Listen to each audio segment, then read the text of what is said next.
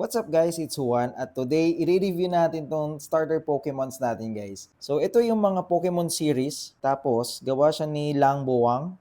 Medyo pangit lang yung pangalan. So ito guys is nabili natin sa Miniso. I'm not sure kung bagong toy line siya ni Miniso kasi marami lang toy si Miniso ngayon. Dito guys sa series na to is merong 6 na characters. Si Pikachu, Bulbasaur, si Psyduck, si Charmander, Jigglypuff, tsaka si Squirtle. So ang binili natin guys is yung starter lang. And then ito guys is licensed ng The Pokemon Company. Tara, check natin. By the way guys, hindi sila blind box. So kung sino yung character na nandito sa front is siya na din yung laman dito sa loob.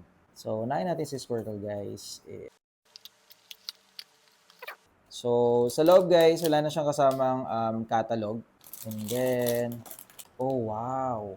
Grabe, ang cute nila guys. Tsaka maganda yung material. Medyo mabigat talaga siya. Nice. Yung trademark nandito sa likod. Nice.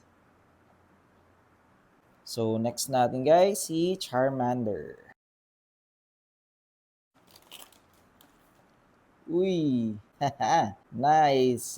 Okay, so yung trademark niya guys is nandito sa likod naman. Not bad. Maganda guys. Ang cute. Next natin si Bulbasaur.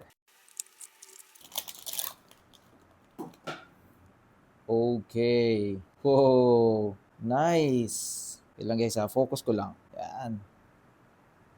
Ganda. 'Di ba? So kung gusto niyo nung series na to guys is mabibili to sa Miniso. Sana pagpunta niyo is available pa yung tatlong starter o di kaya yung 6 na characters mismo. Ayan. So yun lang sa ngayon guys. Happy hunting sa inyo and God bless.